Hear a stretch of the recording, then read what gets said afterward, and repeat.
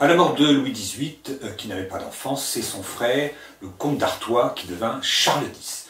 Et Charles X fut sacré à Reims, ce que n'avait pas été Louis XVIII. Il y a un portrait en costume de sac, mais il n'a pas été sacré. Charles X était un homme de belle prestance, et qui séduisait aussi par sa bonté naturelle. Il était très attaché au devoir de son métier de roi.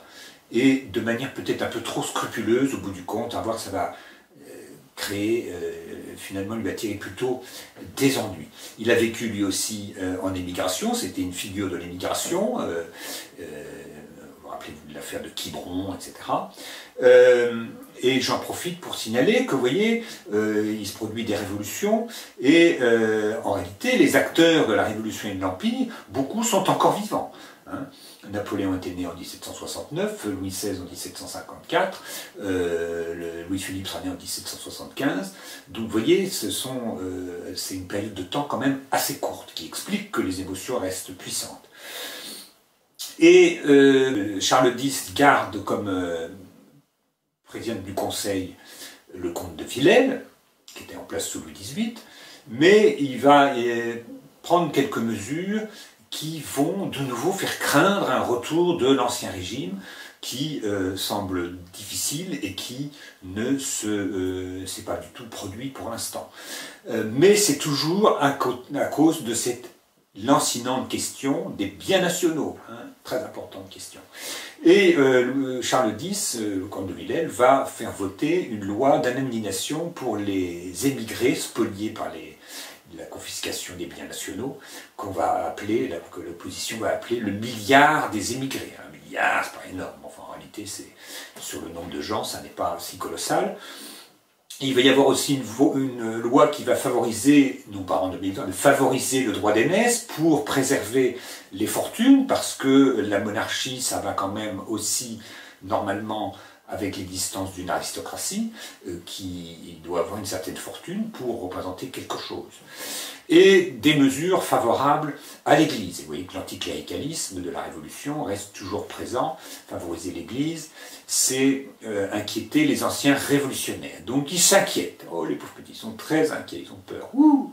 Bon, et du coup, le comte de Villèle doit partir en 1827. Mais, entre-temps, avait eu lieu l'expédition de Morée.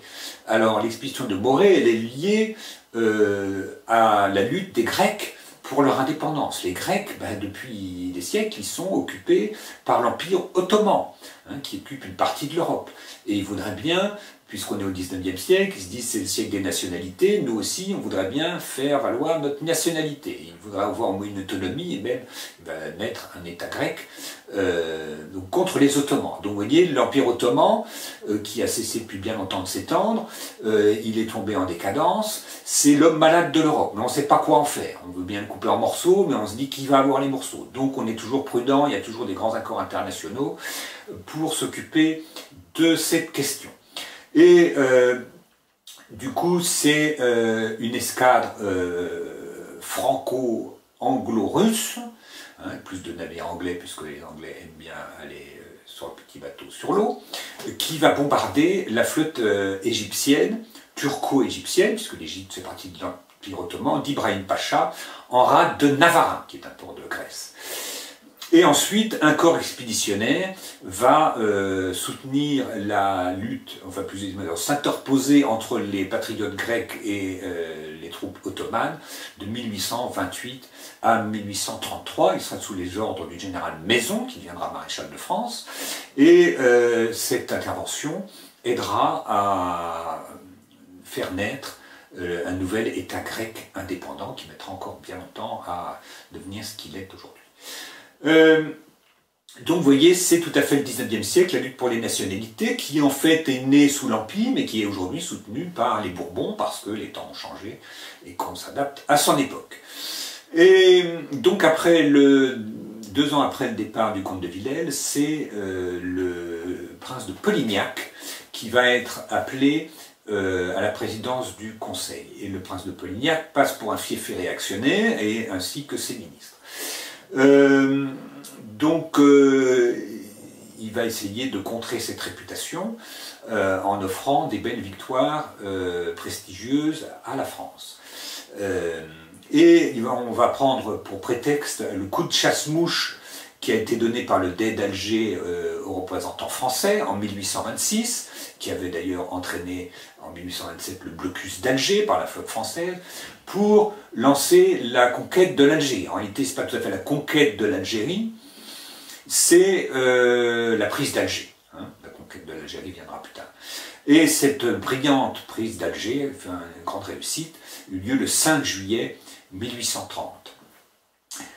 Et elle avait pour but, alors le prétexte diplomatique c'était le fameux coup de chasse-mouche, l'objectif officiel c'était de mettre fin à la piraterie barbaresque en Méditerranée, qui partait d'Alger, en grande partie, et il y a quand même un but subsidiaire, c'est de renforcer le prestige du régime et de pouvoir maîtriser l'opposition. Et du coup, cette expédition va avoir des conséquences funestes pour la monarchie, parce que, d'une part, le gouvernement va se croire en mesure de traiter l'opposition un petit peu plus durement, et que, d'autre part, les meilleures troupes dont dispose le roi sont en Algérie.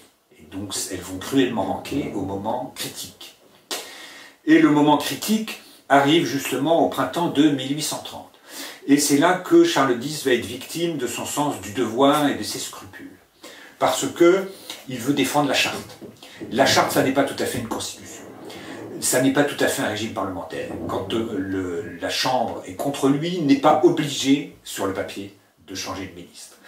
Mais la logique d'un régime parlementaire, c'est qu'il le fasse. Donc, en réalité, vous allez avoir des révolutionnaires qui vont vouloir défendre la charte, en fait un peu dans son esprit, et le roi qui va défendre la charte un peu dans sa lettre. Et du coup, ça va faire boum. Et donc, au printemps de 1830, 121 députés libéraux font une respectueuse adresse au roi, une adresse, c'est une demande, hein, pour lui demander de changer de ministre. S'il vous plaît, si, pourriez-vous changer de ministre, cela ne nous plaise pas, il y en a un qui a un gros nez, l'autre il a un bouton sur la joue, il y en a qui sont mauvais des pieds, on n'en veut plus de ces ministres. Bon, ils sont tous réacs en plus. Et Charles X, il applique la charte donc à la lettre. Et il prononce la dissolution. Il dit, oui, puisque je ne suis pas d'accord avec l'Assemblée, la Chambre des députés, je la dissous, on verra bien ce qui en sort. Et il en sort que l'opposition remporte les élections. Et donc, dans la logique d'un régime parlementaire, Charles X devrait en effet changer de gouvernement. Il ne le fait pas. Il invoque au contraire l'article 14, et c'est parfaitement donc la lettre de la Constitution, qui lui permettent de gouverner par ordonnance. Et il prend 4 ordonnances qui vont notamment bouleverser le système électoral, hein, qui est toujours un système censitaire, il y a très peu d'électeurs, et qui va également limiter la liberté de la presse. Et d'ailleurs c'est amusant parce qu'on nous explique toujours qu'avant Jules Ferry, personne ne savait lire en France et tout le monde défend la liberté de la presse en faisant des révolutions. En tout cas, la population de Paris est excitée par les journalistes qui disent comment nous fait-elle, nous qui sommes tellement attachés à dire la vérité avec scrupule, jamais nous ne mentirions, etc. Vous connaissez les journalistes aujourd'hui, les journaux ne mentiraient pas. Non, jamais. Et donc excitée par les journalistes, la population parisienne se soulève, et ben, une fois qu'elle est soulevée, qu'est-ce qu'elle fait? Elle fait des barricades, hein, et il va y avoir 3 jours d'insurrection qui commencent autour de la rue de Babylone, hein, du côté de la Chambre des députés d'ailleurs, bien sûr, et qui vont s'étendre en 3 jours. Les insurgés vont être maîtres de Paris. Et Charles X, du coup, à qui il manque des troupes qui sont en Algérie, et qui peut-être ne veut pas transformer Paris en champ de ruines, se retire à Rambouillet. Et les députés, ils veulent quand même pas une république. Alors qu'est-ce qu'on pourrait faire? Puis s'il n'y a plus de roi, il y a encore un roi, mais enfin... ça sent aussi pour lui, on ne veut pas une république, qu'est-ce qu'on va faire? Le duc d'Orléans est nommé lieutenant général du royaume. Et donc Charles X part pour Rambouillet, et il abdique, non pas en faveur de son fils aîné, le dauphin, qui est le duc d'Angoulême, qui est devenu dauphin, qui ne veut pas, qui renonce au trône, et donc il dit qu'en faveur de son petit-fils, le fameux enfant du miracle, comme l'avait appelé Lamartine, le fils du duc de Berry, mais qui n'a que 10 ans. Hein. Mais ça permettrait de ménager une solution de transition, après tout, s'il a 10 ans, il y aura une régence, on verra bien. Mais les chefs de l'opposition disent non, ne sont pas d'accord avec cette solution. Et du coup, Charles X part en exil, il finira ses jours dans le Tyrol à Göritz, en Autriche, qui est aujourd'hui Gorizia, en Italie, avec les frontières, hein, c'est quelque chose qui bouge tout le temps, et il y mourra en 1836.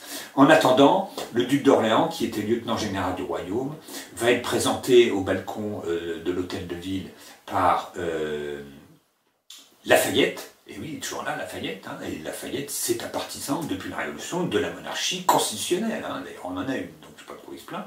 En tout cas, Lafayette présente le duc d'Orléans en disant « c'est la meilleure des républiques ». Et Louis-Philippe devient roi des Français le 9 août 1830. Donc vous voyez cette étrange révolution au cours de laquelle et le roi et son opposition défendent la charte. Parce qu'on n'a pas su bien trouver l'équilibre de cette constitution. Hein, ce qui illustre ce que dit Joseph de Maistre, toute constitution écrite est nulle. Quand on s'en tient aux lettres des constitutions, on arrive à des situations conflictuelles et ambiguës. Hein, et la plus vieille constitution du monde, c'est la constitution britannique qui n'est pas écrite.